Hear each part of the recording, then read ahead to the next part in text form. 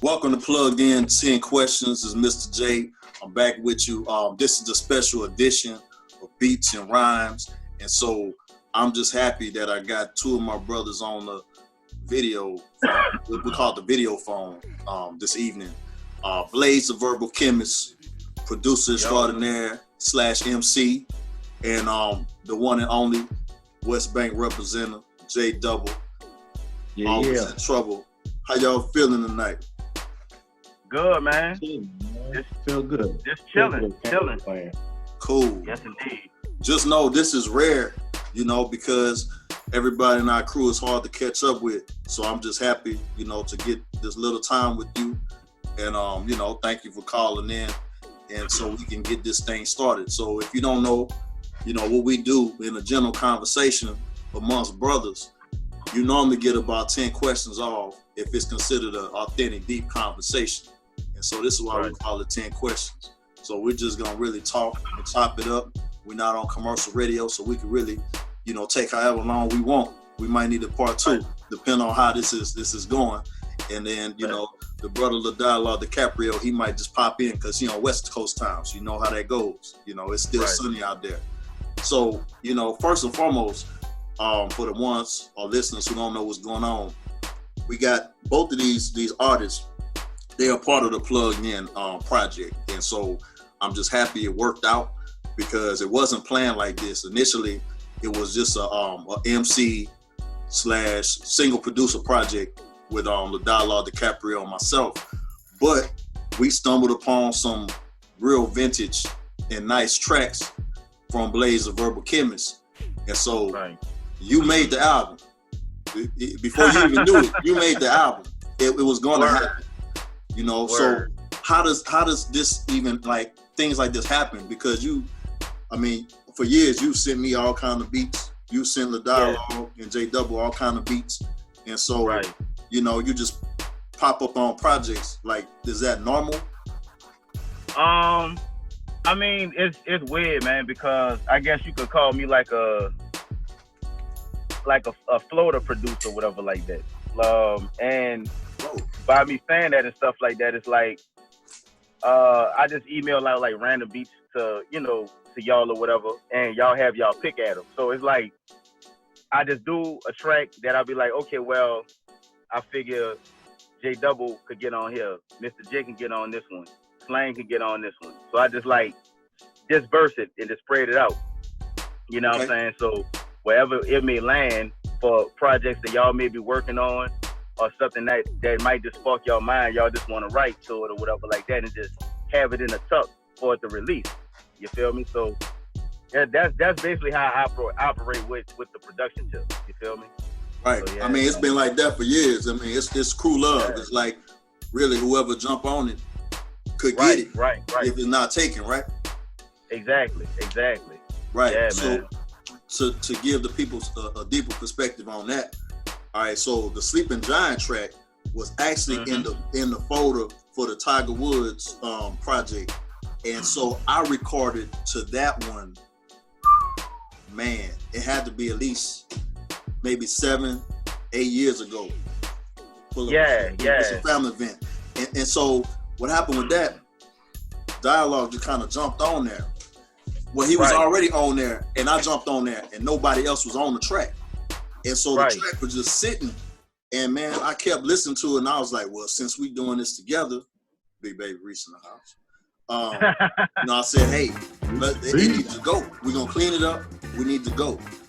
And then the other track, I don't know. No, that was a Sleeping Giant track. Yeah. And so it was open. But then I had the other one, the God Body track. Because see what happened when I went in the studio, I got a new studio out here. I record like 6 at a time. And so that was one of them. That was one of the warm-up songs. Normally when I go in, I just pick one to start off with to test my vocals and just spit. So that was really kind of like a freestyle situation. Like I had 3 pieces of paper and then I was just saying whatever. He was just running. Yeah. And so I accidentally, I didn't. I sent him 2 or 3 tracks for my solo project because I got that brewing too. And so of course, he a dog, and he just jumped on me. Like, I just like, okay. So then he sent it back, and I was like, ooh. And I was like, man, I ain't gonna lie, he killed me. He killed me on that guy body. Like, I mean, ain't nothing I could do about it. But it was cool. Right. I just like how it went down. But I had another song that you produced a long time ago. I think it was it's called Mustang Chronicles or something. Yeah. And you were like, man, I could hear, and this a long time ago, you like, man, I could hear you in dialogue on there. Yeah. Yep. So that same session, I dropped 2 verses on there. And it's called Octane. So it's coming. It's probably gonna be the lead single. So it's hard. Like, you haven't even heard it. But then I got a screwed up version. So I sent him the screwed up version, and he was like, what you know how you do. Say, man, what you doing with that? I'm like, hold up.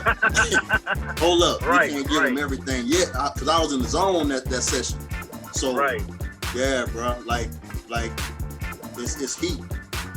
It's man, heat. yeah, that Mustang Chronicles beat you talking about, man, I always, for some reason, like, anytime I open up my files and stuff, that's like kind of like the first beat I always go to. That's like one of my favorite ones. With the guitar. Yep. Yeah, man, that's one of my favorite. I think that's the one with the Willie Hutch sample from the Mac. From the Mac. Yeah, man, from the Mac. Yeah, I always did love that song in general with Willie Hutch, so I always had like a desire to like really play around with that sample. You feel me? Man, when you hear what I did with it, you gonna flip. That's all I can say right now, because I don't want the biters to get on and just snatch it. Oh man, yes. This fall, hopefully, I might just put it out as a single and just act bad. Cause they were in the studio. I had like 4 dudes in the studio, these young cats who I record with, and man, they were just gone. Like man, like. Yeah, so when I told them to screw it down, they were like, "Ooh!" I was like, "Man, they still do that?" Like, yeah, dog. Like, come to H-Town with me. It's real. You might have to leak that to my email soon, bro. How you talking about it? I think I sent it to you, but I'll send it again. All right, please do. And so I'm looking. We got the 4 box for Dialogue DiCaprio trying to get in. I don't know what's up with it, but it's cool. We're gonna keep going. But then we got J-Dubble, and so always clutch. We've done a couple interviews, and everybody like, man, how you just come through and you got 1-2 takes. And I mean, I've always known you as just somebody who hit the studio and we do like a marathon, like 10 songs in like a couple hours. But the 50-pack Spindles, man, you saved that song. I'll be honest with you. Like, I went back on it and I was kind of like, it's cool. But then when you jumped on it, I was like, yeah, that was that signature of approval. I was like, okay. Because you started really talking about that Elysian Fields trap situation where we were just going from the dorm and running the Frenchman and back and just hitting people with that disc with the signature on it. I was like, yes, sir. Yep. Talk about it, man. Talk about it, because these young kids don't understand that. Just you knock out a couple songs, not even mix and master, it sound good. Here, take this. See what this sound like. $5. Ain't got no cover. Just right on the Memorex. As soon as you take it out of Walgreens, because you get the one with the jewel cases, just so you can sell it. Be like, boom, professional. Boom, here, throw this in here, throw this in there, boom, there you go. Make it official. Man, I mean, like, you ran it down so cold. I think every verse on that song like was reminiscent, because when Donald sent me Dialogue sent me every track that was he already had verses on them. So I only got 1 track that was open. Everything else already had hooks and him on it. And so he was running it down to where, I remember at Xavier, he used to have his whole mixtape collection. So he had a dude throughout the dorm, like 1 dude did the artwork, like 3 dudes did the beats, and then he'll have like 3 other like feature dudes. So it's like a 10-man crew. And so I remember like picking up on a lot of his stuff. And then he was talking about in the rap how the police was pulling him over thinking he was selling bootlegs when he was selling his own stuff. Because they had the mass burner in the dorm. And so when I finally went out there because he was, when I got out of school, he was still in school. Man, they had the double vanity. Man, them boys was not brushing teeth. They, in the middle of the vanity, you got the recording board and the mics. He had like mics set up, and so they already knew. They're like, man, you either brush your teeth early in the morning or take a shower early. Get out of here, because from like 4 p.m. until they was wrecking shop, and he had it on lock. Like nobody could tell him anything, and so that's crazy how he used to do it. But it's like, you know, everybody had a different story, you know, on pushing them burn CDs. Because like your verse, you start talking about, you know, ripping the talent shows and all that. And so that really took me back, because you came in at the tail end of me doing that. But like, it was so crucial. Like I remember, man, you remember that talent show in the dorm at UNO that they did on the first floor, and like, it was just bad. Yeah. It was bad. Mm-hmm. Like you really had the disc available, and you know, like, man, people, it wasn't bounce at all, but people was just like, man, they ripping it. Like we was ripping it, no vocals, no hooks, none of that. Everything was just literally, I made the beat on PlayStation. On PlayStation 2, I made the beat on PlayStation 2. We went downstairs, performed it. Yeah, that was crazy. We only lost the talent show because the dude we let close the song out, he started his verse with, I say make them, you say no. You know what? but that's funny. That killed it. That's funny you say that though. I forgot, because we were so live.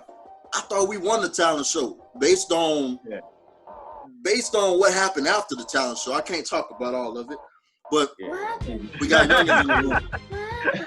Man, there was a lot of high-fiving going on. No, like it was a lot of hating, but there was a lot of high-fiving going on. And so when you got high fives, then other folks start hating, and you know, it's all in the game. You're gonna learn that. I remember a chick I was dealing with. She told me, she was like, man, you killed him. The only reason they voted for him is because the stuff you were saying went over their head. She said, this round Stillmatic time. So she was like, is you up there sounding like Nas, and he just come out of nowhere sounding like Jay-Z, saying all the catchy stuff that people pay attention to. I was like, I can respect it. That's funny. It is what it is. That's real funny. But just know, I got paid to rock Suck Off, and he was in the crowd watching. Hey, so let's talk about how that went down. So I'll paint the picture for those who don't know. So the University of New Orleans is one of the. Dude, that probably was the first live performance of Go Crazy. Yeah, it was, and so that was back in 01? No, this was 2003. Yeah, this was Suck Off. All right. Yeah, so this was like right before. No, right. We had just put out the album. Okay. Yeah. Okay. Just put out the Effortless album. Yeah, for the out of towners, they don't understand. So you know, you got LSU, then you got UNO, which is another larger university in New Orleans on the lakefront, and so they got all this grass, and they do this one day in May where they have a free crawfish boil for the whole campus. And so while the crawfish boil is happening, there is a live performance. There's a concert, you know, big old truck bed, the big speakers going down. They never had a rap group or artist ever perform. It's always cover bands and country folks. Well, we got the gig thanks to my brother, because he was working for the newspaper, and man, we wrecked it. Man, I think, how long was the set? At least an hour. It was an hour. Because then when they was trying to tell us our time was up, that's when we had that random freestyle session in the grass. Man, when I tell you I can't even say black, but every rapper, because there was a lot of rappers and producers at UNO, everybody was wondering how we got the gig, and they was trying to get on the stage. And so it got to one point where we was basically shoving people off and hitting with mics. I remember that very well. But it was a good time, man. That whole Effortless release, we set that thing up so bad, and nobody could touch the way we launched it for some college cats. because we wasn't, you know, really the street cats. But, you know, they like, man, how you doing that? And I'm like, write a press release, make a press kit. Yeah. They didn't figure that out back then. But we were doing all that legwork ourselves, and it was cold. And the thing is, because it was a 4-man group, everybody kind of had their shine within the set. So it was cold. So them talent shows didn't mean anything compared to that. Then we got paid, and so then we got paid. those are some good days, man. You know, especially for J-Dubble, because he was still in school, so he was getting all right. Yep. He was getting all right. That was like junior. That was junior year. Going you live junior year. I had 1 year left. Yes, sir. So that's crazy, man. Yeah, man. So talking about, we've been talking a whole lot about just concepts, like song concepts, and just bringing that to life. Blaze, I want you to just talk about your perspective when you not only produce but write songs, because a lot of people don't understand that you're a real lyricist, you're a rapper's rapper. So I mean, talk about that, man, because you got a few projects out, and you know, I want people to understand that you're serious about this, especially when you get on the mic.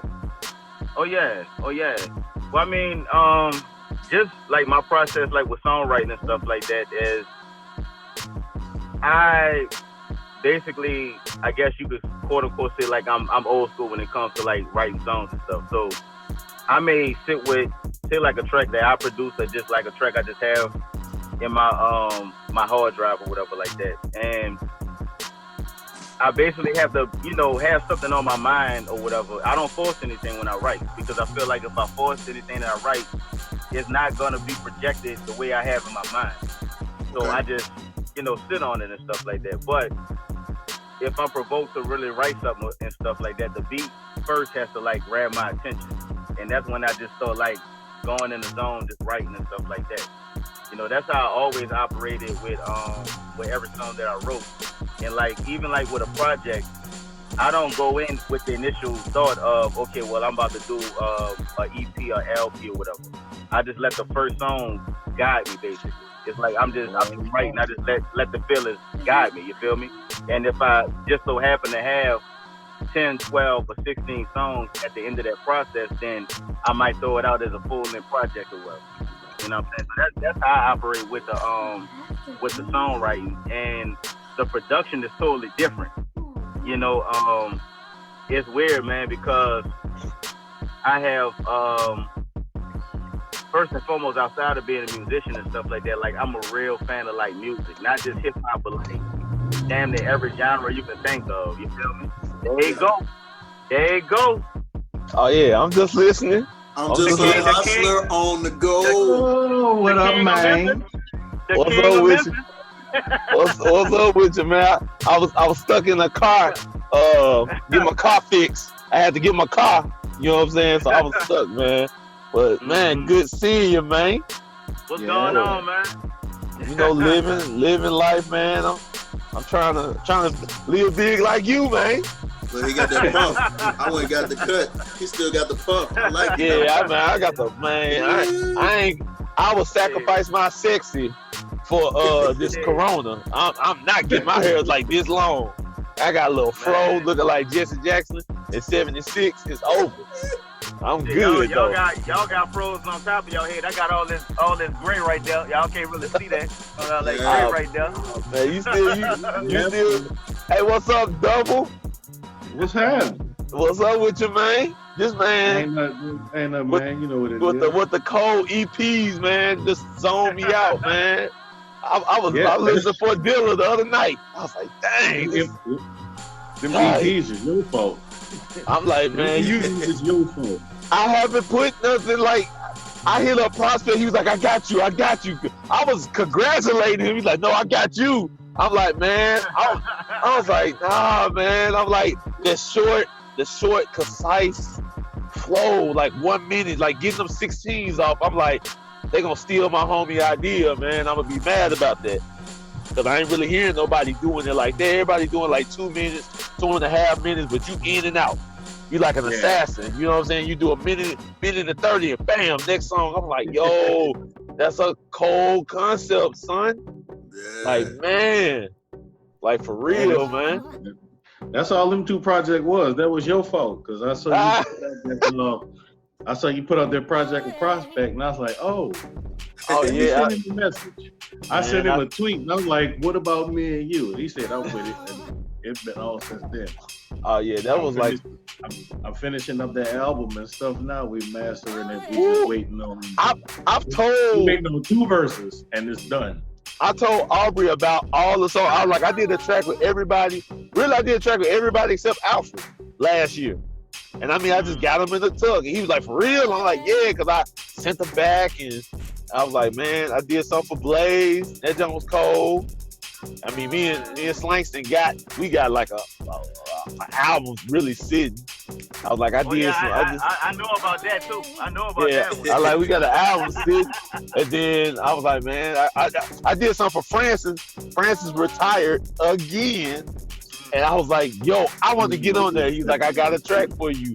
And I was spitting the Endgame track because I didn't see the Avengers Endgame at that point. So I'm just going off of like the commercials. So when I spit my verse, talk about, you know what I'm saying, Doctor Strange and all that stuff, I didn't see the movie at that point. But he had seen the movie. But I got down with everybody, man. I had to, even with the plugged in, man, I had to get those vibes, man, get that energy, man, get my guys on there, man. Yeah, bro, for real. I want to know one thing, Dialogue though. Yo, when in the hell do you sleep? Cause bro, you crazy with the music shit, though.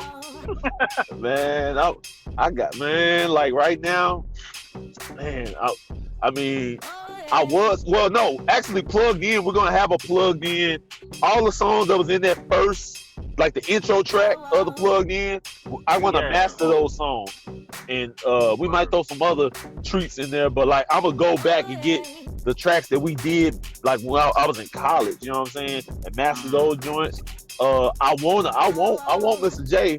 I told him I got a batch I'm putting aside for him. I too want him to put out another project before the end of 2020. No, so I got one. I got 3 batches from you already. No, I got a new batch. 2.0. You know what I'm saying? You got some pizza. Cause no, I just upgraded my machine. You know what I'm saying? Yeah, so you're like, right. You're right. I just upgraded my machine. I'm like, hold up. I might want to put some of these new sounds on there, because all of like the Griselda is really the Griselda sound is kind of pretty much me, Chuck. That's all the stuff we were doing back in the days, just looping up tracks and rapping on them. No real, like I would produce certain songs with the 808s, but we was looping samples, soul samples, not speeding them up. Because you either had the Heatmaker guys or the early Kanye West guys that would speed it up and then throw some drums behind it. We were still rapping off loops. The favorite song that I have from J-Dubble is Out of My Head. I listen to that junk all the time. And that's a loop. And I'm like, woo. That's just a straight loop. The dirtiest loop. I think we talked about that with Cope. He learned how to not only record in Pro Tools when OT was sleeping, but he learned how to chop and loop, and it just got ridiculous. So like by the time we went to mastering, I remember Rob was like looking at us like, bruh, what y'all did to this? Because he trying to quantize everything, and it's just all over the place. I'm like, man, you gotta take it raw, dog, because that's all it is. Out of my head. So I love that joint. I love that. And I listened to the J Squared. Dang, what was I? I was listening to J Squared when I was producing certain tracks because it get me in a vibe, man. It take me the record that y'all have that I can't listen to because it's emotional to me. Because I remember where we was at. I can't listen to After the Storm. I listen to it and I go into it because I remember where I was. Like I had just graduated college. Like Nigga, I just walked like 2 months prior, and then Katrina happened. But I was just in New Orleans. I was in New Orleans 3 days before Katrina happened. We was at the Little Brother show at the House of Blues, and they put that video out. I didn't think they had that video. Yeah, we had a little documentary, Yeah. We were like the front of the line in the House of Blues. Legacy, my homeboy for Justice League from way back. But I seen them on Bourbon Street. I was supposed to get up with them later on that night after the show, and I did. Because he was like, man, you good? Because they had went to Houston. You know, they kept touring. They kept going back west, but they had missed all of the hurricanes and stuff. Even Fonte was like, man, you good? Because we had just, boy, if I died that weekend, I'd be like, man, I kicked it that weekend. That Friday, Saturday, Sunday before Katrina, we was on bourbon. We were doing big bourbon things. As Drake would say, big bourbon teams. We was doing teams out. I mean, they were out. The girls was out. It was just, everything was great. And then I drove back to Memphis, man. And I drove back to Memphis that Tuesday, then Thursday, Friday. It was just like Katrina hit. And then Jamal came like, yo, I'm in your city. I'm like, what happened? He was like, it's another hurricane finna hit. He was like, man, Rita finna hit. So he's like, I'm in your city. So I drove and picked him up. I'm in North Memphis. I drove and picked him up way on the other side of town in my big brown van. No, take it back. No, my daddy had the Bonneville. My van was like fucking up. I went and picked him up. And we came to the house, played Madden. I made him a beat on the spot, recorded 2 songs, finished Madden, and then I drove him back to the hotel. Yeah. Straight up. We did 2 songs. That's why I was like, this nigga's crazy.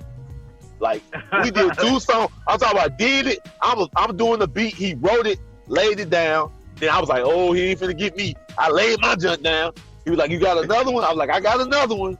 And I put it on another mixtape, though. I call it Double Trouble.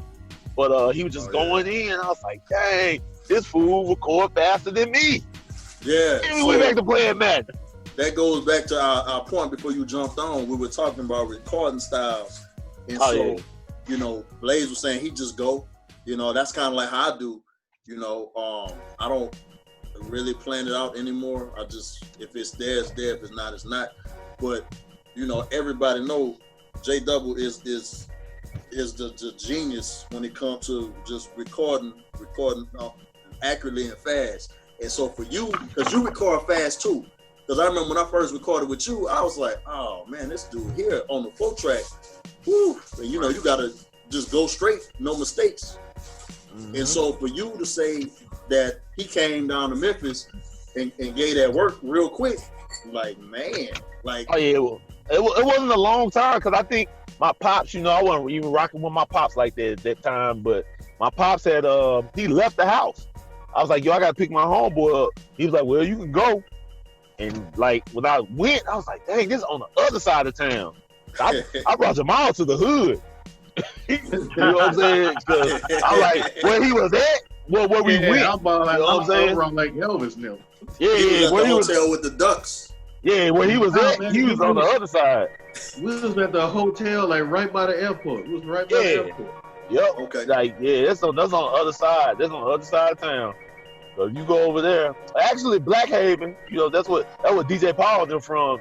It get tricky over there, but like for the most part, it's kind of like an affluent area. You know what I'm saying? But we went out there, kicked it. I don't remember us doing nothing.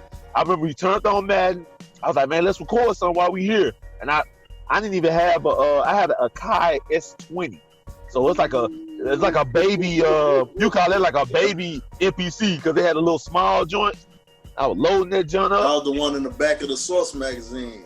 Yeah, it was like a little small joint, man. And because I remember I got like the sample I used for it was like a Russian, was like a Russian jazz or something. Because I remember I was like, man, I'm gonna try to do something with this. The beat was swinging. It was like a Russian jazz kind of like bossa nova, whatever. Bossa nova. Yeah. But yeah, man, I was like, man, I got, man. That boy said something about Dark Side. I was like, man, I remember them Dark Side days, man. When you talk about 50-pack Spencer, I was like, boy, I remember them Dark Side days, boy. So look, dialogue. Watch this. So we're gonna ask the question to Blaze. So Blaze, You remember? Now I gotta get, because now we talking about recording styles. Yeah. Right. The first time I met you at the Grandioso studio on the lakefront. Feel that? Okay. And so Upstairs. we flow. yeah, the studio hotel. So Right. you know, because Double was like, man, come on, we're gonna go over here. I'm gonna show you, and it's gonna be some cool stuff. I'm like, okay, cool. Right. Now keep in mind, all right, so this is the backstory to this.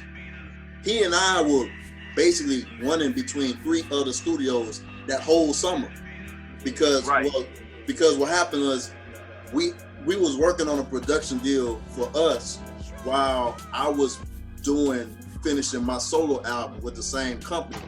And then we was jumping on the other side of town with MFN and a couple other spots. So we were in between all around New Orleans, Baton Rouge, and then we started popping up over at your spot.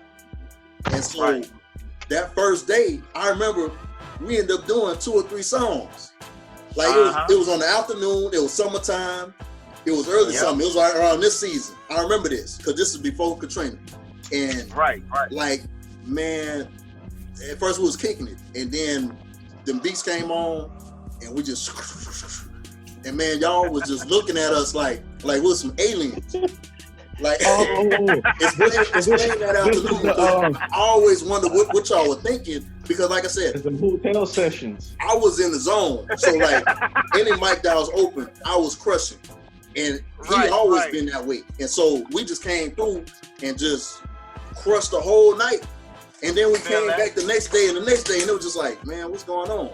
Like, how did that make you feel? Because y'all was young. Hey, you ain't lying, though. Like, I think, damn, though, like, around that time, we was recording over there and stuff like that. Like, we was recording and stuff like that, but it was, like, kind of like a different process because of one person. All right, well, let me ask you this, though. This is what it seemed like to me. Let me run it to you. J-Dubble know what I'm getting at, too, dog. I know. But this is what I want to know, though. Because I understand the difference between a varsity player that's going to a D1 versus a dude that's kicking around on JV. And so we in the neighborhood, and I come to your house, and y'all just shooting around with the jersey on. Y'all outside with the jersey on, just shooting around. I show up in a white tee, and I'm banging on you. And you like, whoa. Like, you like, oh, he really gonna do. Like, I ain't got to say it. I'm going to show you. Right. And that's kind of how it felt, because we was kind of like in deals and going to Sony and doing all this other stuff. But it's like, and I think the dude with the house, he heard about it, but he didn't really know how it really was. And so until we showed up and was like, well, you saying you going to sign a deal and you going to get with Michael Jackson and them, this is how it got to go. Lord. You can't be playing recreational ball. We can't be warming up all night. We got to get the Michael Jackson deal. Hey, man, look. I remember that. All right, so look. All right, yeah, you got to answer that whole process, dog. Hey, that whole process, man, is like when we was in that situation, right? And when y'all used to come to the studio, though, it's like we seen how you and Double worked or whatever, you know, with crafting songs and everything. Everything was like from a real professional standpoint where, you know, we were the younger cats in the studio and stuff like that. And we really didn't have any sense of direction where we was going with the music or anything. Because at that time, man, I don't even think we was performing yet. We didn't even have our first show. So we was just recording all these songs. And we probably had like well over like, I'm gonna say between like 100 and 150 songs we recorded. Right, y'all had like, y'all had 3 or 4 producers just making beats. Y'all, they were slaving, and y'all was just and so Double was like, oh, let's go eat. Right. Like, oh. Right. Y'all had Mike Swift in the stuff. Mike Swift. That's what I'm saying. Hey, even late night Swift, you know, could know what's going on with that or whatever like that. Man, was like a whole bunch of songs were recorded and like nothing materialized from it. Yeah, you know, the talks about a deal with Sony and all that other stuff was great in theory, and our young minds at the time was like, oh yeah, we about to get signed, blah blah blah blah blah. but not materialized from it. You know what I'm saying? So we just sitting in the tuck, just recording. So that kind of got me and the other member of the group, you know what I'm saying, kind of like frustrated and stuff like that with just being stagnant and really not putting out any music. Not only that, getting shows or performing and stuff like that. Because we seen that with you in Double, and we aspired to do that. You know what I'm saying? But it was always, oh, we not ready, we not that. But in theory, when I look back at it and stuff like that, that person wasn't ready. You know what I'm saying? While the other group members were ready to step forward into another lane and, you know, on another level as far as the music goes. You know? So, I mean, I just felt like back during those times we was recording over there that, you know, it was just, we were recording songs just in vain for nothing, you know? And so I got frustrated with it. And, you know, it was just like a point where I kind of like distanced myself from that whole situation altogether to stand out on my own, you know? So that's where in, I believe it was 2008, my first mixtape, Let the Light Shine Through, you know, came to be, you know what I'm saying? So is that like where the title comes from? Like, because you got two of them. The newest, the Let the Light Shine Through 2 just came out like some months ago. That's three. So three. It's a series. Yeah. All right, I apologize. So no, you good.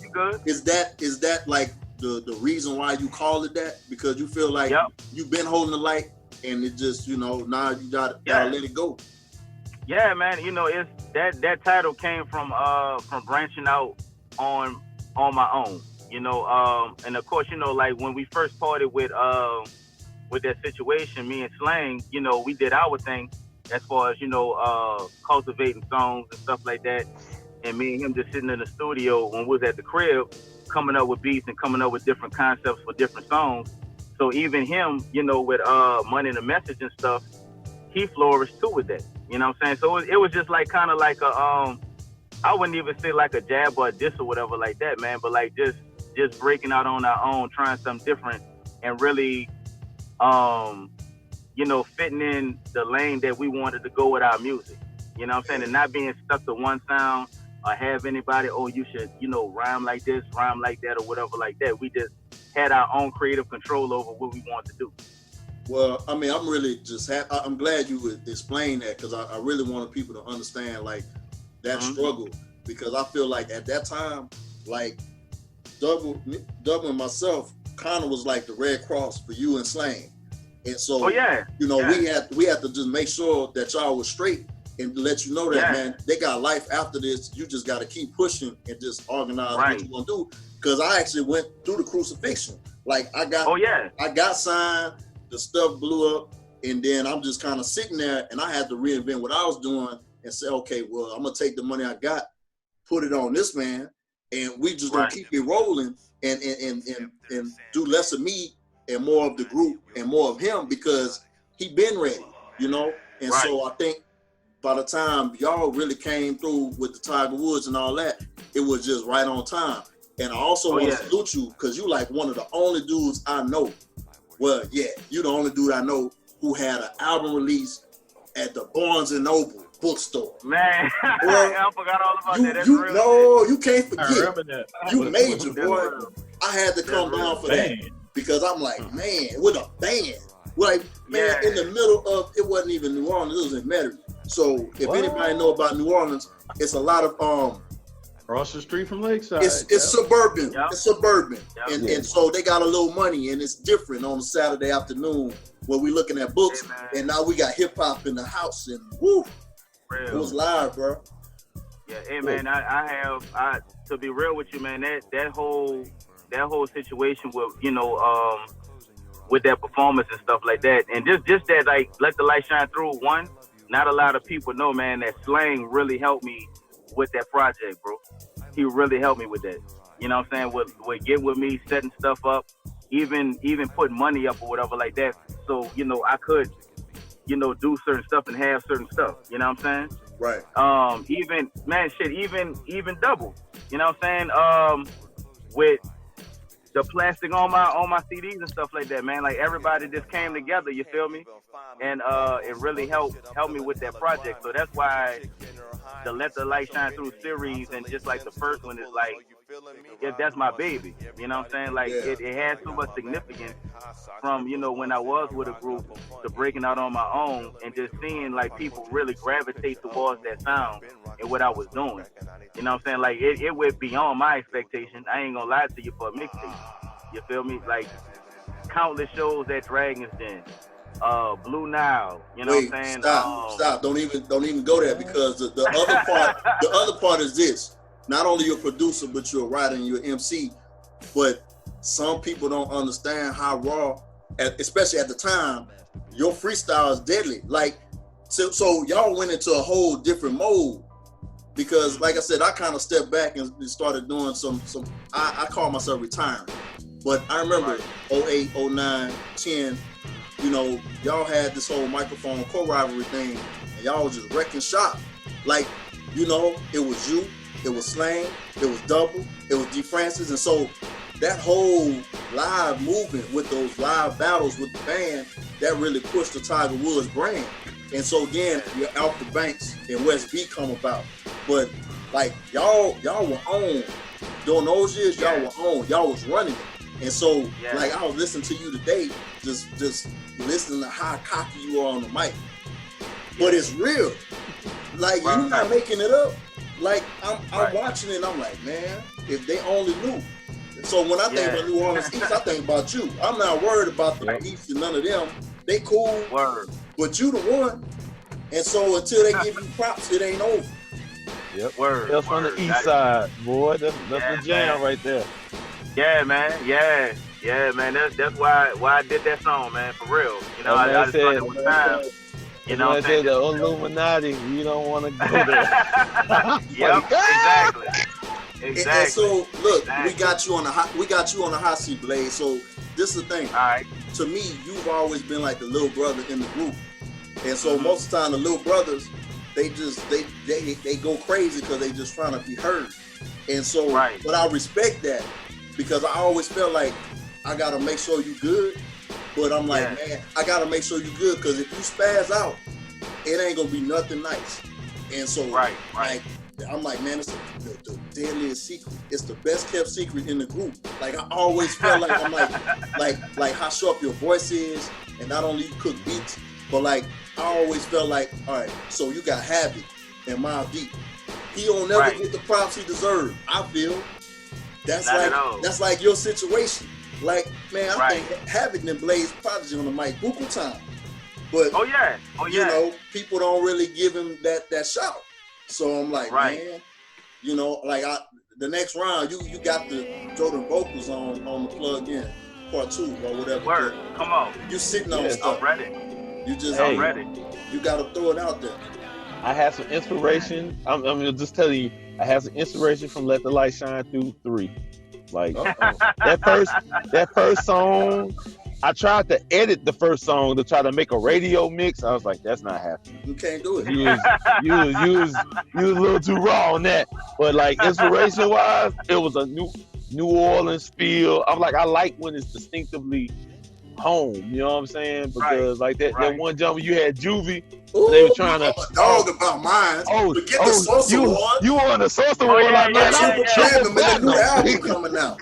Hey man, like that whole project, man, it was like a like for me, it was like an ode to New Orleans on some shit. And like everything that as a kid and stuff like that made me want to get into hip hop or made me want to do music or rap.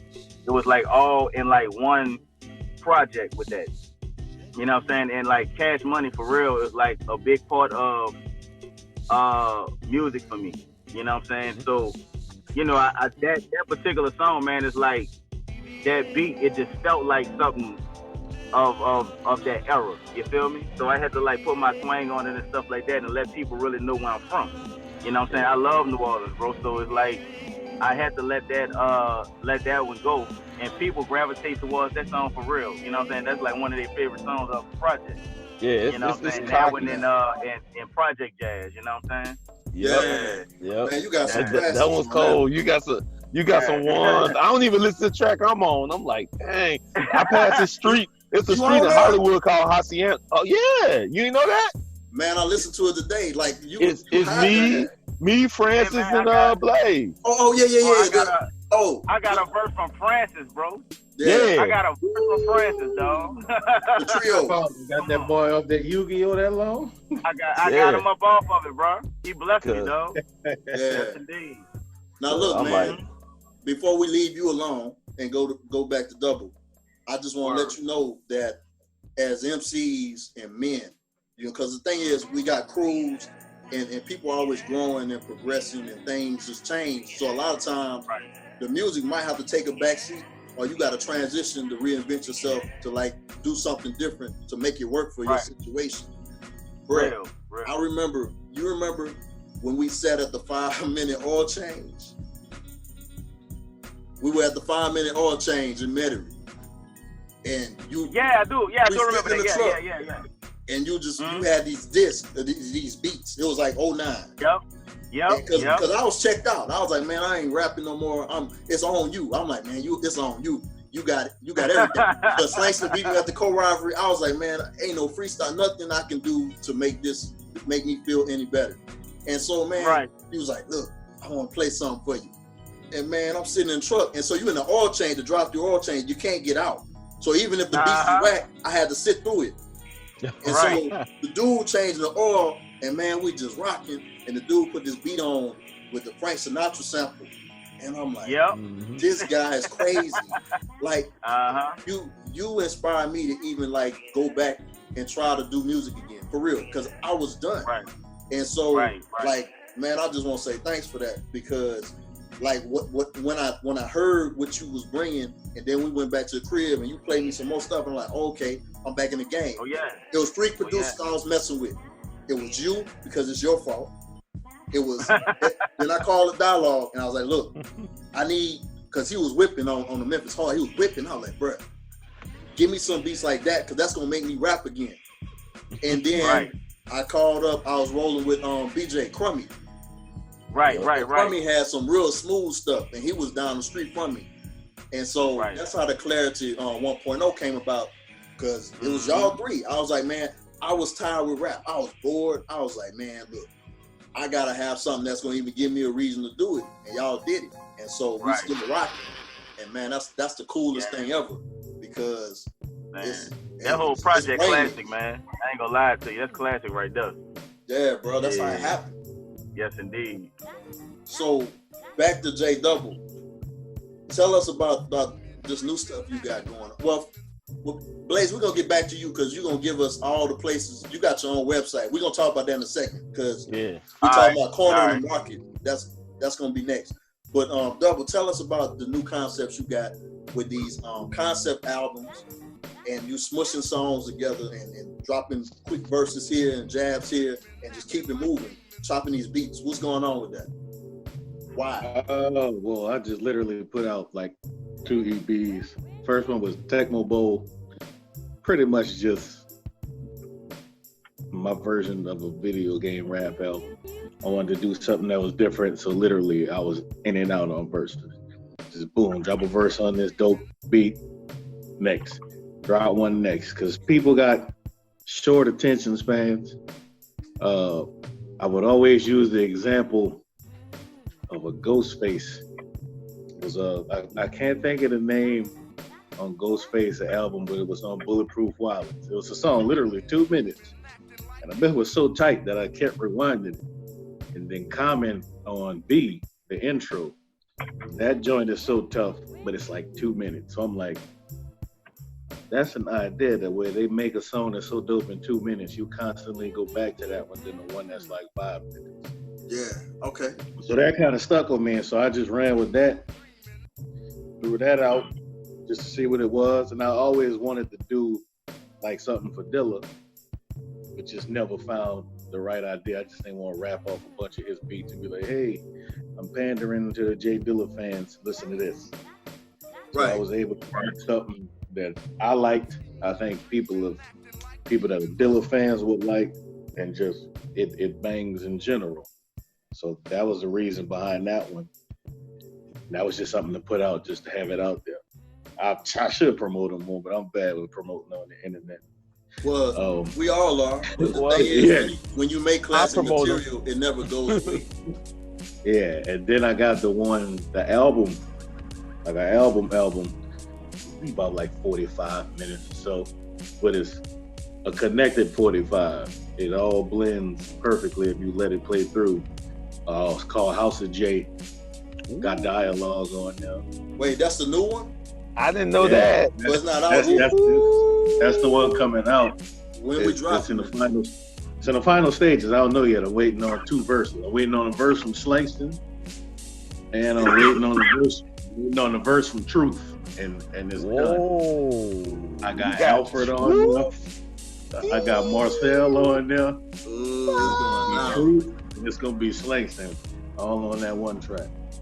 Dang. I got Kill on there, so I got people that I've been associated with, people I call brothers, friends, family, that are on that album that I've been knowing since 2000 till now.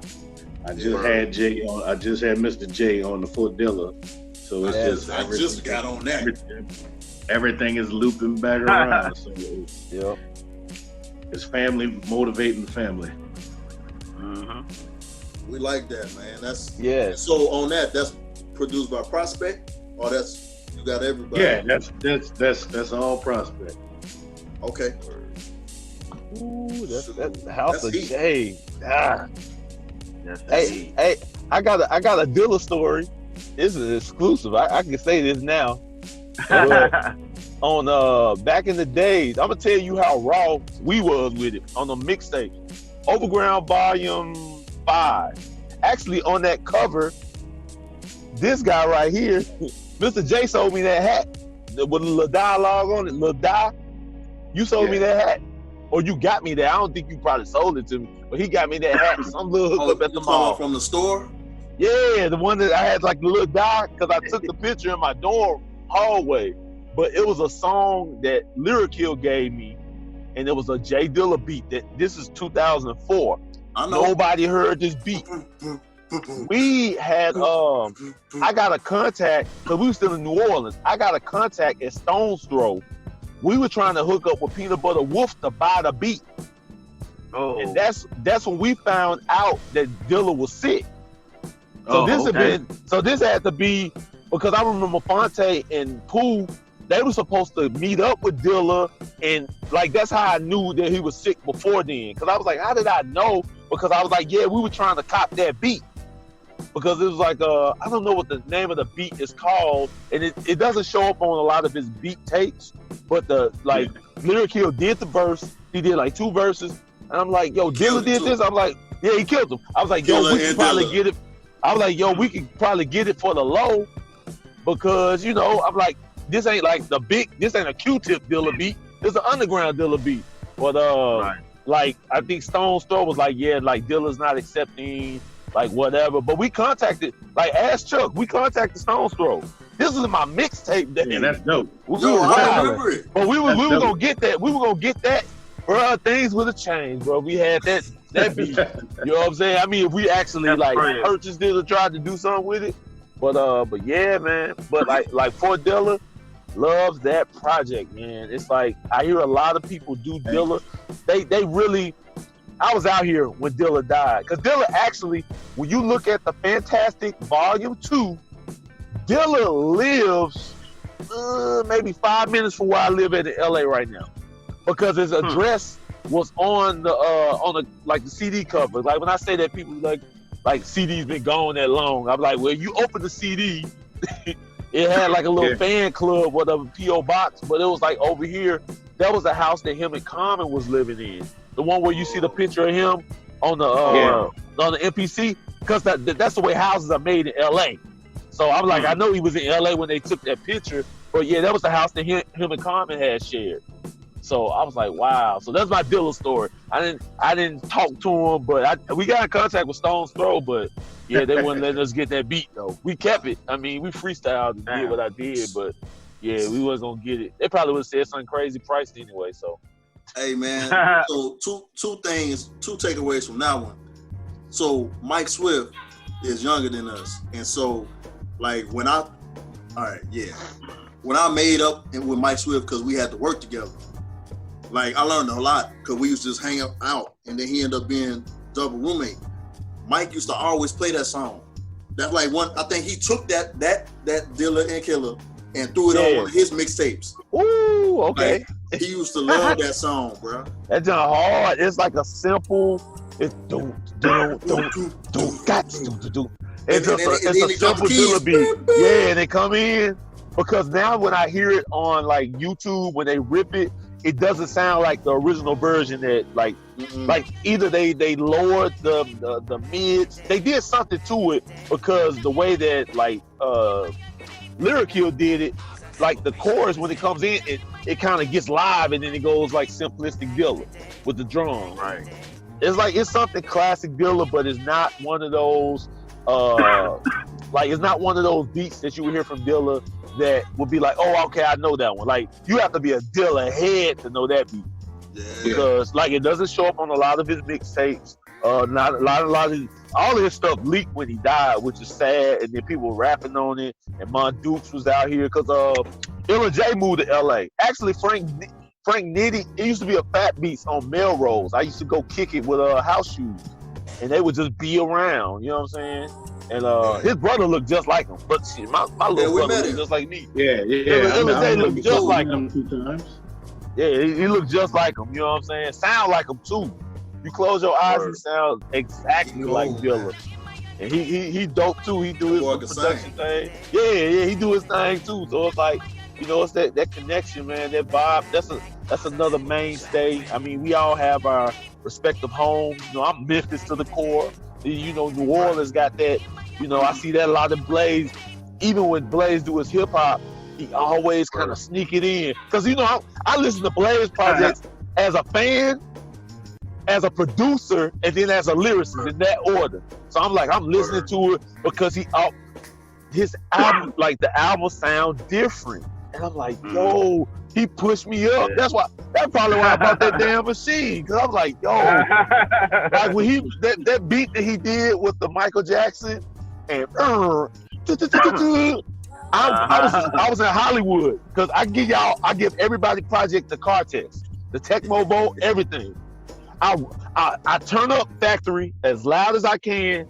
I roll the windows down and I drive through Beverly Hills and Hollywood and just pull up at stoplights. And if somebody do like this, it's bumping. And Blaze passed the car test, Double passed the car test, we passed the car test. That's why I'm like, I know when it sound good, especially that joint, because you know, somebody looking like, what is that? Like, that's a hard, you know what I'm saying? So, and I kept driving down this street called Hacienda. I didn't even know this street was off of Sunset Boulevard, and I kept texting him like, damn, I keep passing it, because he has a song called Hacienda. And I'm like, yo, it's a street in Hollywood called Hacienda. Because I drive down, it's like off of Sunset. But, you know, that junk hard, but conceptually, this man comes with the EP. I've yet to do an EP. I hit up, like I said, I hit up Prospect. I'm like, yo, double between Blaze Project, and I'm gonna put it out because Francis don't like to be promoting this, between Francis Project, that last one. Yeah. And your project, and then the double projects. I was like, because y'all was killing it, man. Like I'm gonna do a politician thing. Will you commit? I'm gonna make y'all commit to a Tiger Woods album. Because if I mess around, I'm telling y'all now, if I mess around and get this Empire Connect, we all say yes, but it's flying about retirement. I'm snatching niggas up by the nape of their necks. We getting Come on, man. Because if Griselda is winning right now, it ain't no age thing. It's a dope thing. And that's why I'm like, nigga, I was telling, I text Jay, Mr. J, like, yo, Blaze is like an underutilized secret that we have in Tiger Woods. Like, no, I'm just saying, like, he can carry the whole thing. It ain't no, he can carry, like, we could bring, like, you know, other things. He can literally carry it. Because I'm like, production-wise, it's stupid. I'll be sitting in the car like, yo, that's disrespectful, bro. And I mean, it's like every song is different. And then Double just make me mad, nigga. I'm like, Right? I hit up Prospect like, yo, we gotta do it. But actually, I was like, yeah, congrats on the thing. He was like, no, I already know what you finna say. That's what I think you said. I know you finna say. We gonna get one in too. Cause I was like, if I do one, I gotta do one with Double because I wanted to do something similar, video game. But I got a concept. I shot at Prospect. I'm like, nah, keep doing them jumps with Double because nobody is doing it like that. Like everybody's doing the 2-minute trap song. You know what I'm saying, to get the streams up, but he's doing like a minute 30, a minute 48, and just in and out. It's like a ninja. Yep. I did a little promo video, and I didn't want it to, because it was like the Ninja Gaiden, and it was like one black ninja, one white ninja. I didn't mean for like to be like you was cutting up Prospect, but I was trying to promote the project. Because you know, like at the beginning of Ninja Gaiden, like you know, he go up and he cut him, and then over with the fall out. I was like, I didn't mean for that. And I really didn't mean because of black and white, but you know what I'm saying? I was trying to promote it because it gave me that 8-bit feeling to that joint. But man, y'all are very inspirational. That's all I can say, man. Even with that crew, I'm always anxious to hear from y'all. You know what I'm saying? I make Aubrey, you know what I'm saying? I make him do something because I'm like, I know he got it done. That's how this one got started. It lifts us up. Like it lifts us up, man. Like I mean, because y'all talking real, all of the stuff that people kind of say about music, I just like, no, but I got dudes in the crew that's like, they on the level, over the level, you know, and it ain't just because some people, the wackest dudes big up they homies. That's the funny thing. The whack niggas big they homies up and they be horrible. Yes, I'll say it on here again. Slanksy get mad when I say this. I'm like, man, Currency loves Young Roddy. He loves Young Roddy. Young Roddy, he loves him. He puts him on tracks. I'm like, that spot could have went to somebody else. But that's his homie, though. Yeah. You know what I'm saying? He's a loyal dude. He's a loyal dude. I respect him. I'm just like, man, if somebody get us in one of these distros, because that's what I'm working on while it's slow during the coronas. I'm like, Empire, if this interview gets anywhere, Empire, I got the back catalog to supplement whatever money you're offering. And when it happens, when I give y'all that call, y'all laughing now, but they gonna be like, that nigga Dialogue really did. When I get to connect, I'm gonna be like, I'm ready for it. I got you. I'm ready. I'm like, the album gonna drop, and I put everybody's stuff through the label, like 50-50 with whatever, and I'll be like, all right, well, you make a label for you, and we gonna 50-50 it together. Because it ain't even about that no more, man. It's about getting this good music out here, man, and getting it to the people, man. Because all that bullshit is not, it don't even feel spiritually right now.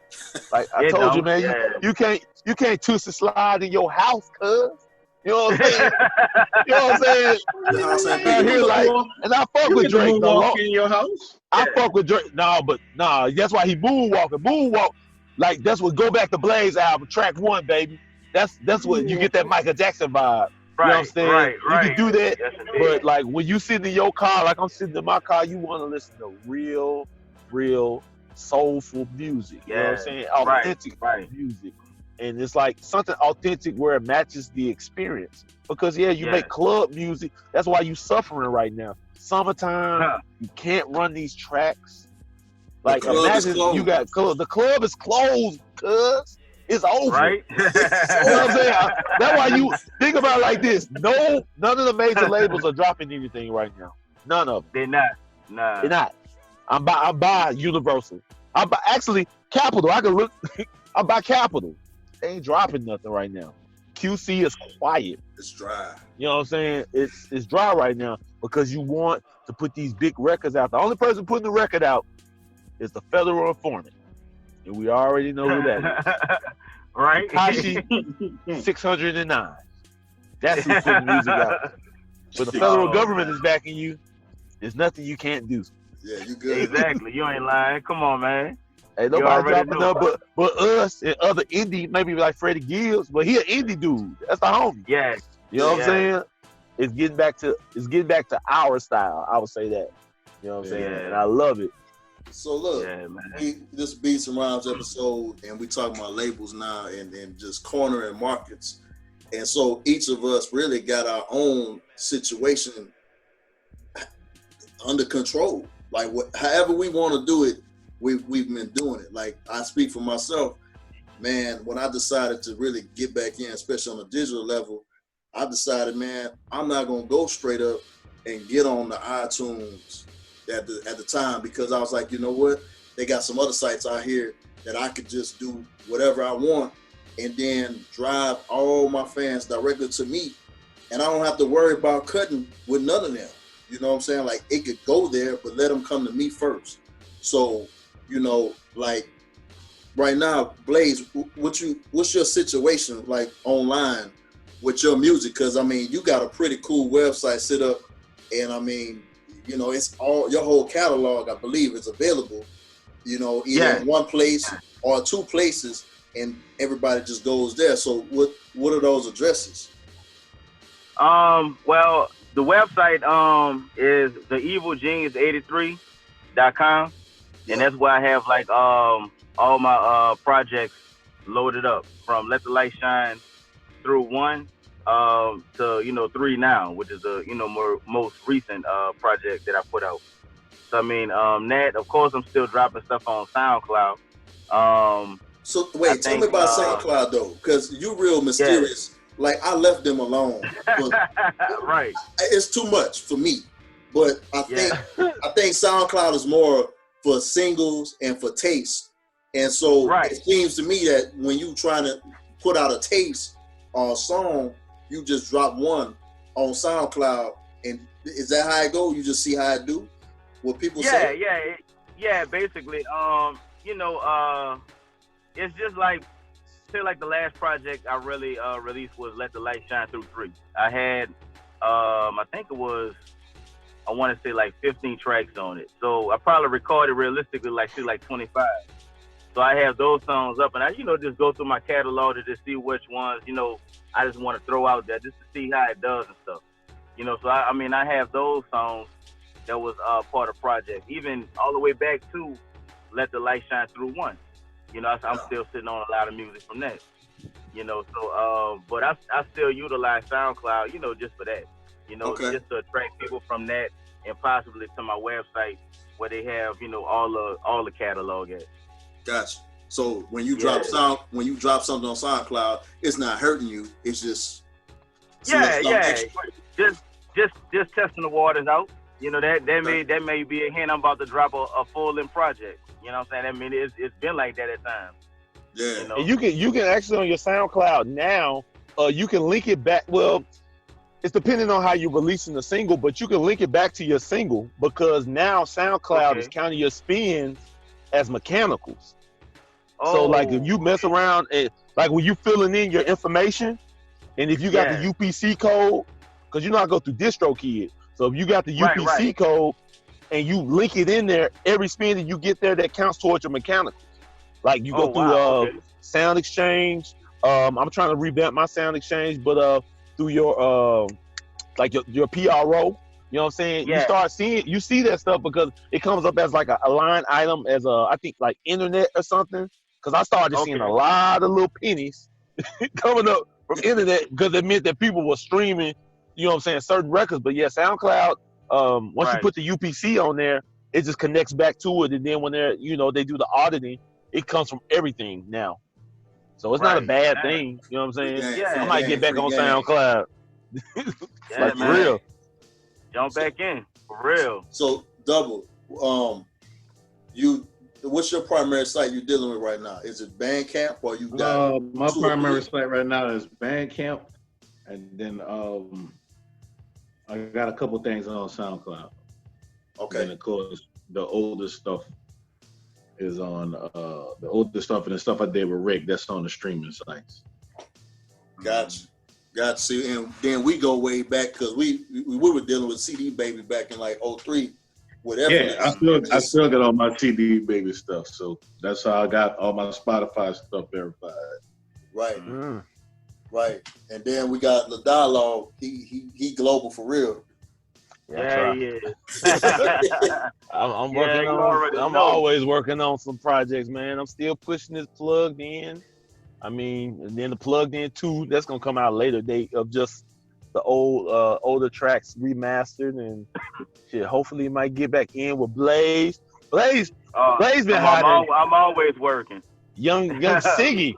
I'm loving Siggy, boy. I said, Yeah, man. I'm like, man. Cardi who?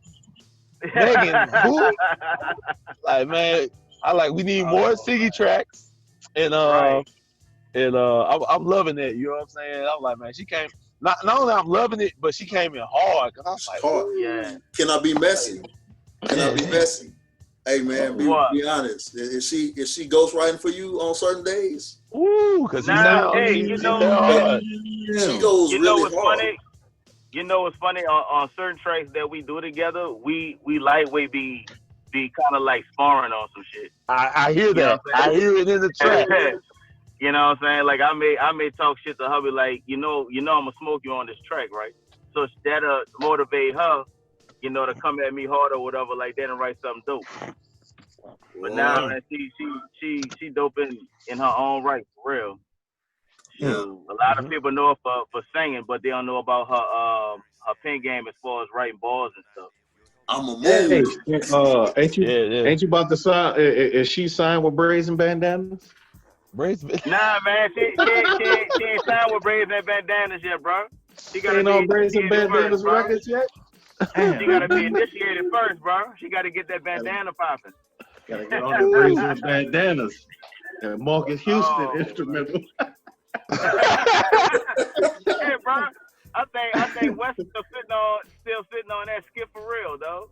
Yeah, one of y'all got it. I think it's on your hard drive or something. It might be on my hard drive. Oh man, yes indeed, the infamous Rusty Lowdown. That was a great interview. Yes indeed, man. My man Rusty though, that's crazy. Hey, but it's good, man.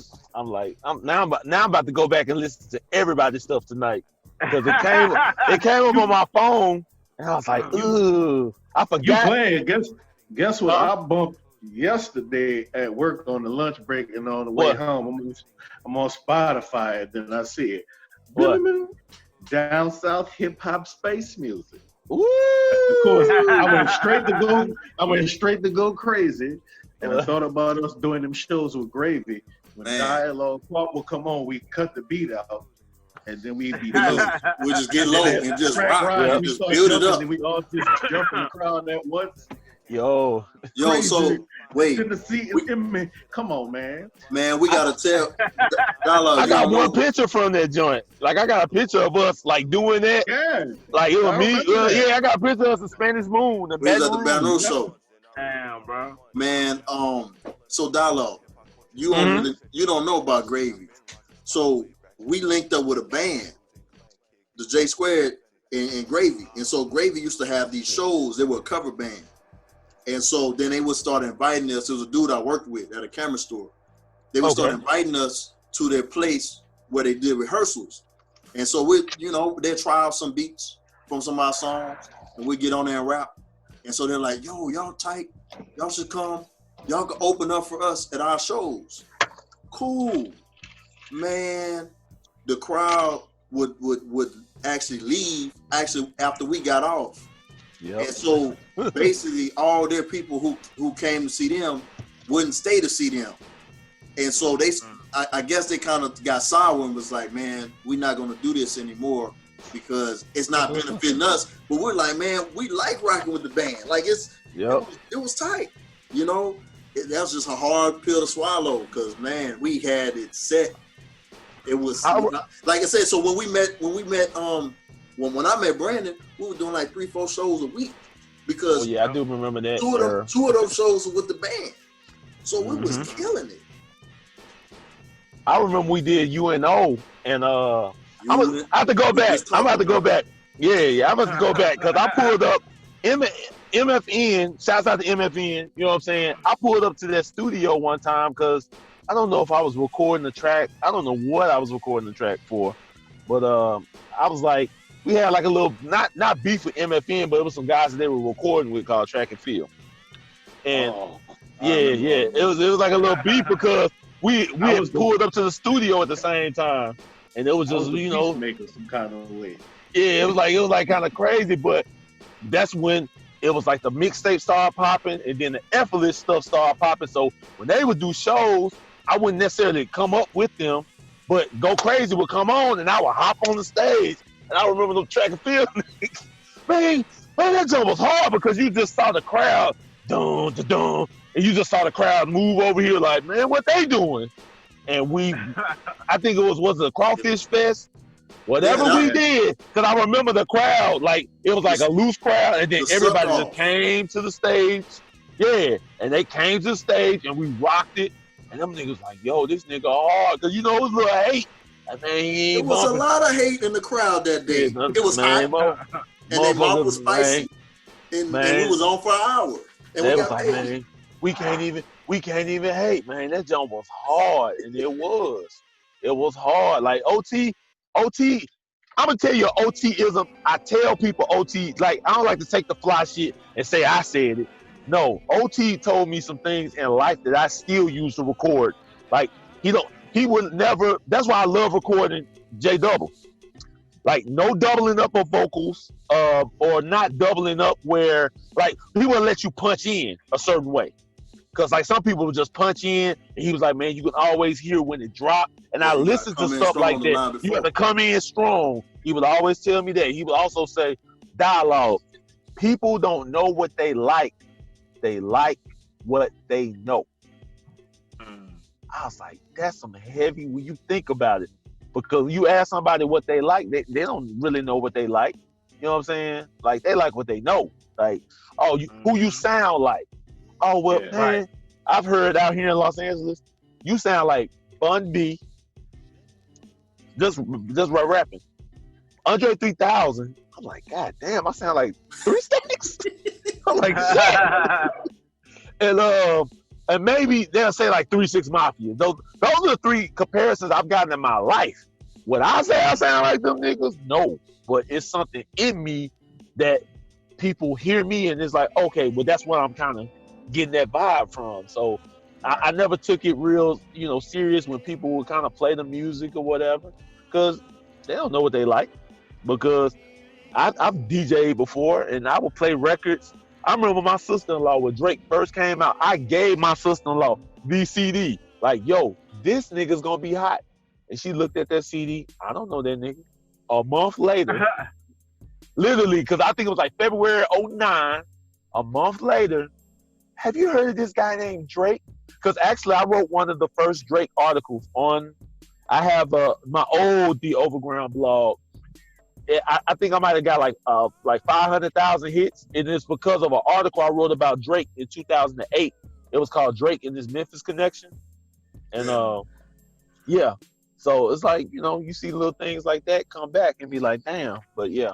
Well, that's real. But that's what really hurt artists who not on Top 40 radio, because, bro, like that same CD I had to burn, and we riding to Atlanta. We were talking about this, OT. We riding to Atlanta, and I had one song that I was feeling. I was like, man, put this in. They were like, nah, dog, we gonna listen to this.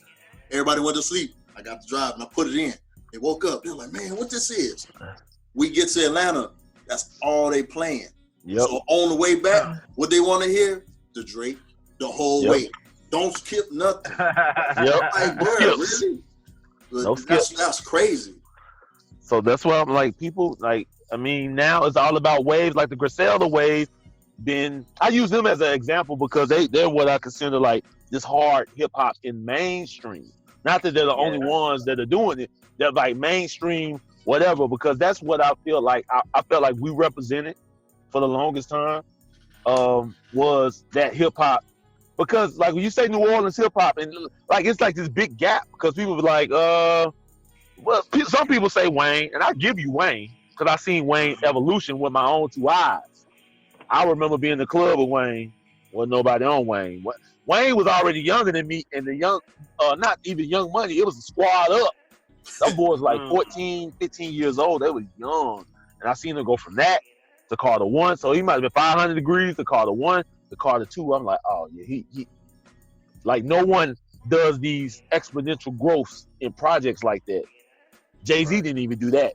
You know what I'm saying? Like it was a Jay. It was like, you went Reasonable, Volume 2, then Volume 2, then Blueprint. Like I mean, as these peaks, that nigga Wayne was going from 500, Carter 1, Carter 2, Carter 3. For a good bulk, he was doing his thing. But then you had Currency, and then like J Electronica, but then there's no underground under that. Like I don't hear enough Truth Universal. Like how could you not say Truth Universal, at least from 1998 to current, like on some hip hop in New Orleans? Like it wasn't that many. I was down there. I witnessed it with my own 2 eyes. It wasn't too many dudes rocking it like that and keeping that New Orleans flavor.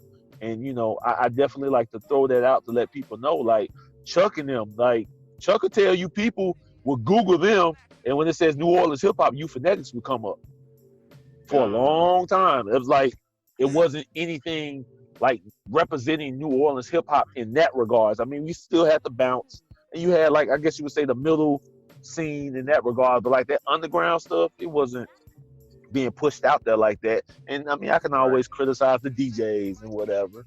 I mean, shouts out to Psycho Ward, they was keeping it trizzle, but the other DJs down there, they was hating. Like, where your bounce record? Like, I think I made a bounce record one time, like a little, like kind of. I made a bounce record one time trying to, I guess you would say, like trying to make a parody record, and niggas started spinning the record. I was like, that's not what was supposed to happen. I think it was like Hot Boy Ronald. I think I was saying like, walk like me, and they started spinning it, and I was like, that's not what we were trying to do. Because I think Chuck and them did one too, called like Back That Ass. So it was something. They started spinning. I was like, oh no, that's not. What anything with that beat, you don't have to be spitting, but well, we was spitting though. It is. You know what I'm saying? So, man, so it's been real. We needed this because I mean, we might have to cut this up in part 1 and part 2. Like, I'm gonna top this up real good with that crawfish. Hold up. Hey, so when that House of J coming, man? Because I'm looking for that now. You got a name in my mind. Like I said, I'm waiting on them 2 verses, and hopefully it'll be out by the end of the year. Because I'm like, woo. Yeah, you've been batting 1,000. Blaze been batting a million thousands. Like, man, I'm like, I gotta get Slangston. I still got some stuff that the Slang had. It's still pushing me and Mr. J. And we got some more stuff coming. I mean, it's just keeping that energy, man. Like, it's moving, man. Because it's positive, and it's positive and it's good music, Maybe that's my perspective, but I'm like, I listen to it and I get the same feelings when I hear these records. You know what I'm saying? Word. Like, I listen to that Tecmo Bowl and I want to play video games, 8-bit video games. You know what I'm saying? Get that emulator on my phone and Yeah. Man. Yes, indeed. And you killed it on 50-pack spindle too. I just want to let you know that to your face. I was like, I tried. I had to. I was like, that giant. I had to make sure I was on topic, and I had to do what I had to do. I was like, I couldn't get y'all no BS. Cause I mean, it's all truth too. Cause I was like, man, Cooper, the burner running hot. I was like, I remember them days, man. Hey Jay, you did that verse in one take? Yeah. Hot double. You did it. You know he did it one thing. Yeah, because what happened was Aubrey sent me the email, said, yeah, man, we want you to get on this. And I was like, all right, cool. I was already in the studio with Dialogue. I mean, I was already in the studio with Prospect listening. And the Dialogue hit me and said, hey, man, I think Jay's going to sing you the beat. And this, that, and the third. I said, man, he already sent it to me. I'm recording it right now. I just told him, I was like, man, I think we should get him on the track. I'm going to send it to y'all. As soon as it was done, it was sent to him. He was like, say less. And it was done. You know what I'm saying? But I mean, like I said, man, it was just good. I try to keep it like familial. You know what I'm saying? Like, if not anything like the Wu-Tang, I try to keep it like that. You know what I'm saying? Even when, if even as you growing and whatever. That's why I say I'm not officially a member of Tiger. Well, I'm like Capadonna. I'm always in the mix. You might as well call me that. You know what I'm saying? You might as well call me that. You set the party off. That's yeah, what man. it is. You set it off. But that's how the whole project went, man. Like it was like the email go here, and then you get a phone call from this person, and then you get that confirmation call. And some cats didn't pick up the confirmation call, but it's cool. We'll catch you next round. You know? Yeah, because we ain't stopping, man. It's the beginning of the summer, right? That's what I'm saying. Imagine the summer. I'm not enjoying any. Oh, my wife. Where's she at? I'm not enjoying any spring dresses. No, nothing, man. I'm in the house. I got 10 seats. I'm producing. Like, I mean, you ain't got nothing to do but talk real. You know what I'm saying? I'm hearing a lot of rappers getting political. I'm like, we've been political. Like, I mean, we've been that. You know what I'm saying? Listen to Georgie Porgy. Because when that comes back up, he's the only Baton Rouge rapper I've heard talk about that. And I know he ain't the only one to live in Baton Rouge. And if y'all don't see a problem with that, you know, MCs, I'm like, come on, man. Like, we ain't rapping about that. Because I'm like, y'all want to start talking dope. Because them numbers, I'm from Tennessee. Them numbers ain't matching up, homie. You know, when they start talking to me about that, do you sell dope? What kind of? But, you know, it's legal where I'm at right now. You know what I'm saying? But, like, now, you don't want to talk about that. You don't want to talk about that street stuff because you know where I'm from, man. Like, don't play me like that. But it's a point where you don't want to glorify and glamorize that. You want to put something else out there, a different energy. You know what I'm saying? That's man, I got to get down there, man. I can't even get on the plane to see y'all fools, man. They also got the cheap flights, and they got the cheap flights, but they I think they're doing like 60%. Like of the plane. Okay. The plane like this, man. Yeah, that's what I'm like. I don't know. Even if it's like half a plane, like a nigga fart, I still smell it. Like, come on, dog. this cloth ain't stopping nothing, dog. Like, damn, man. Like I can't do nothing. I'm gonna get out there because we had videos that we were planning on doing. We're gonna try to get some shows cracking. But you know, it's all meant. You know what I'm saying? You know, this Corona is really opening eyes, for real. Oh yeah. Yeah, I don't know. We might have to plan a winter road trip somewhere in a neutral spot. True. Yeah, man, that's a fact. I don't know how that would go, but that might be it. I'm by Live Nation, and Live Nation, Live Nation's in Beverly Hills, and they said that none of their they said no artists on Live Nation is touring. I said, ooh, damn. They said, no, I don't think. They said no artists will be touring until 2021, I believe, and then possibly 2022. This is Live Nation. This ain't just a small management firm. Like that's a lot of artists on it. Yeah, that's like a lot of artists on the Live Nation. That's everybody from Madonna to Jay-Z to Britney Spears. Everybody got a Live Nation connection. They're doing house shows. They're gonna have to do something, man. You have to compete. They cash apping. You got to compete with the underground, man. Oh man, it get crazy, man. That's wild. Real.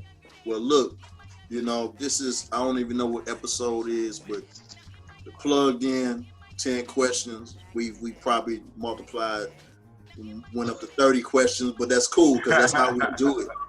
You know, J-Dubble signed off. We got his info running across the screen. Blaze Verbal Chemist, New Orleans East. I can't even call you the king. We just call you the man. The man. Yeah, man. New Orleans. Selling dinners in the streets. Yeah, you know it, bro. All vegan. Vegan option. Yes, yeah, man. So, you know, make sure y'all support these brothers. You know, pick up all the downloads. I can't say the disc because we can't do that right now. But you know, the music is pumping out. It's real. Right. We're gonna just keep going. Yes, that's him right there. My internet crashed. It's all good. It's all good.